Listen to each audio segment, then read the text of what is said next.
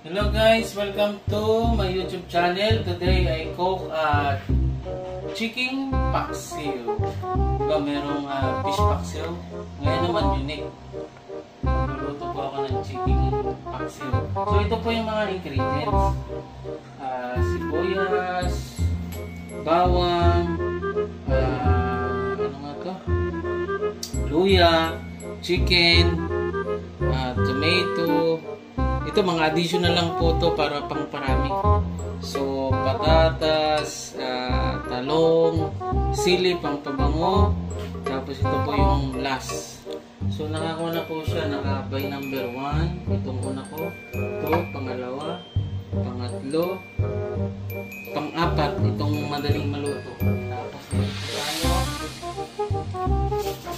Yung secret, magic syrup. Ito pa yung pampasarap.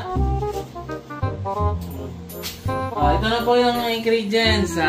Suka, paminta, parsley, tapos oregano, at saka chili powder, at saka asin. So mag-start na po tayo. So buksan po natin ang pan. And then ang gagawin ko po muna is ililid ko muna po siya dito kasi po frozen itong manok. Okay, lalagay ko muna po siya dito until 5 minutes. Tatakloban ko po siya hanggang yung frozen na manok is maging watery. So mamaya ko na po siya igigisa. Okay, lagyan po natin ng taklo. Tapos for 8 minutes babalik po ako. Hahamuin ko po siya.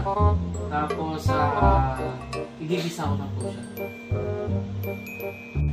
Ito po na nakuhan ko na po siya. Pinakuluan ko po siya ng konti yung manok para matanggal yung frozen ng manok. So kukunin na po natin yung manok, tingnan niyo po. So 10 minutes to 8 minutes. So ngayon, nahangunin ko po siya. Kasi lutong-luto na po yung manok. Lagay po natin dito.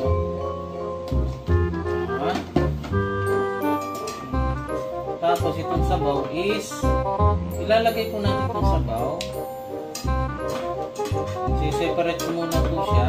Separate ko itong manok. Igigisa natin yung wala pa po itong timpla.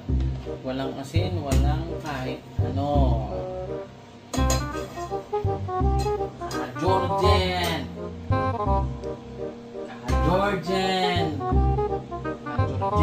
Okay na.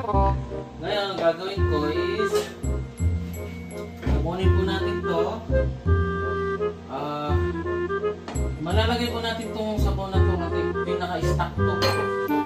Separate po natin. As I said, gisa process tayo.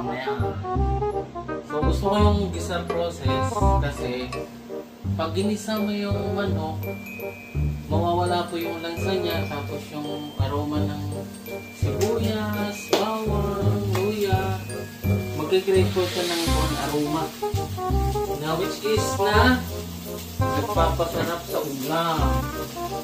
Kasi pag direct, nandun po yung lansa pag direct, yung pinagsama-sama mo na. Pero mas okay to. So lagyan niya lang po na konting oil. And then next, sibuyas, bawang, at luya. Gisa. Gisa po natin yan. Papulayin po natin. Yan. The smell of the garlic and onions is very aromatic. Aromatic, pagtawagin.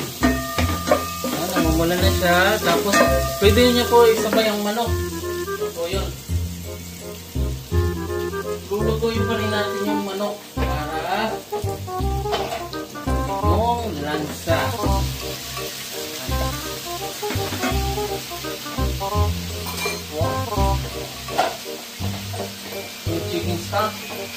Dito. Halo, halo. Halo, halo. Masarap.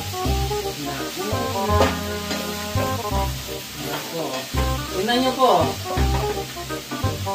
At most important, pag nagluto po kayo is non-sticky pan para hindi siya masunog. Yung amoy niya, lumalabas na yung amoy ng masarap na ulam ka, Georgen. Diba? Kailangan masaya. Lagyan ng pagmamahal pag nagluluto. That is the most important. Yung pagluluto is lalagyan ng pagmamahal. Okay, next step is pwede natin ilagay. Ito is matigas, matagal umambot. So ito muna natin. Pwede na isabay. Tapos next. What is the next na matigas? Oh, ito na kamatis para maging creamy sa sabaw. Yun, halo-halo. Lagyan na po natin ang ingredients. Dahil po, gisa naman po. So, we start for black pepper. Mahilig po ako magtansya. Mr. Tansya. Tansya. Pagka kayo po ay nagluluto araw-araw, matatansya nyo na po yung mga ingredients na ilalagay nyo. I-upload ko po ito bukas. Sa mga followers ko, watch out lang kayo. Gawa pa ako ng maraming video. Diba? Tansya. Mr. Tansya. Next. Firstly, at saka, ano to lang? Kalimutan. Oregano. Oregano ng buhay ko, ang asawa ko. Ayan po, oregano. Magaling-galing. Konti lang. Tapos, next is, lalagyan po natin ng chili kaunti. Spicy. Hindi mo po masyadong marami. Sunod-sunod na po yan, oh. Okay na yan. Okay, isa kaunti. So, lagyan na po natin lahat ng ingredients para hindi po kayo malito. At ito ang sekreto. Pag nilagyan niyo po siya ng magic sarap, lalong sasarap ang ulam nyo. So, lagyan na po natin ng magic sarap. Yes, yes. Tansya, tansya. Mr. Tansya. Lagyan pa, pampasarap. Op, op, op, op, op, op, op, op. Dan. Ito po, bitirang konti. Then, halo again. Halo. At importante po sa apoy, kailangan nyo pong marunong po magtansyang palakasin, pahinain. Hindi nyo po, oh. Nagkikristal na siya, oh. Hindi naman manok. Kristal. Hindi naman yung kristal. Ano yun? Mukhang sunog, hindi kristal. Hindi sunog. Kuha nyo na, kristal. Brown, brown, brown. Kung tawagin nyo. Oh. So, lahat nalagyan na natin ng ingredient. Chicken paksiw. So, kailangan nyo biligan.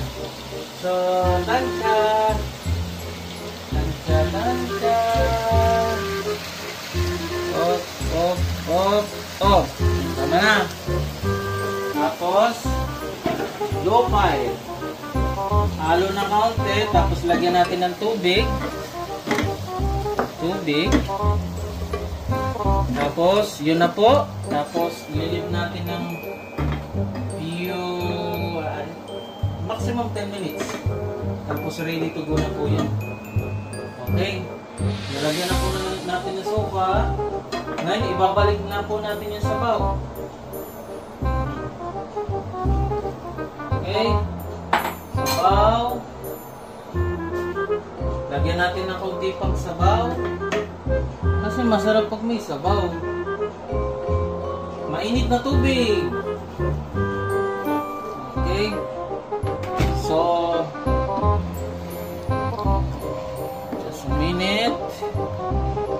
sarap oh. Tingnan nyo po yung texture ng kuha ng ulam. Sabaw. Hindi pa po yan luto. So, titikman ko yung sabaw. Kung pasok ba sa panlasa ko.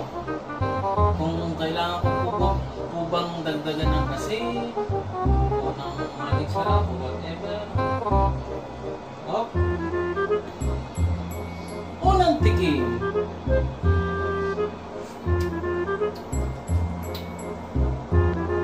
Masarap. Masarap siya. Kailangan pa siya ng kaunting asin. Asin, kung pasarap. Kaunting asin. Kasi marunong po akong tumansya. Eh, sa tagal ko nagluluto eh. Oh. Tapos ito, ililip natin ng mga 8 minutes again. Balik tayo. Next step is, ito na po yung isusunod natin. Kasi ito po is madali lang maluto. Kaya, salas po ito. Okay? Okay guys, 5 minutes. Check back po natin yung ulo. Wow. Tingnan niyo po. Colorful na colorful yung sabaw. Dahil dun sa tomato, tsaka dun sa chili. So ilalagay na po natin lahat kasi malambot po ito. Madaling lumambot. So, lalagay po natin dito sa ibabaw ang talong na maraming vitamina. O, diba? Puro gulay. Gulay is life. Yun ang kasabihan. Kaya pag nagluto kayo, lagyan niyo po ng gulay para may vitamina, diba? Kasi pag manok lang, walang vitamina. Meron man, pero kakaunti. Chili, pampabango. Yun ang mga professional. Ito next. Lagayin na po dito. Ikakamada lang po natin. Ganyan po ang pagkamada. Tatakloban po natin for maximum 3 minutes. Okay na po siya. Pero kailangan nyo pong takloban. So, maluluto siya. Ito pa. Ito yung dahon. Kasi madali siyang lumambot. So, dito siya sa taas. Hindi po natin ibababad sa tubig. Ito lang po isa. Natawag dito lang. Pinaka-paan ng gulay. Ah! Pinaka pa. Hindi alam eh. Yun na yan. Oh. Napatawa ko sa misis. Prank! Joke to. Oh, taklob na yan. So, hintayin natin hanggang 3 minutes. Guys, ito na po. 3 minutes. So, nakita niyo po. Luto na yung gulay. At ready to go na to. Kailangan po nating ilubog-lubog na kaunti. I-mix po natin siya. Ayan na nga po. Yung talong, ang daling na lumambot ng talong. Tapos yung sili. Aroma. Sarap-sarap. Tingnan nyo po, oh. Kukuha tayo, Cleo. Itatry kami gano'n. Tingnan nyo po. Ah. Wow! It's amazing! Sarap-sarap po! Maraming salamat po sa panonood sa YouTube channel ko po at supportahan niyo po ako sa YouTube ko at marami po akong mga content na sa pagluluto o sa mga bagay-bagay na alam kong gawin para meron din po kayo matutunan. Diba? Maraming salamat! Bye-bye!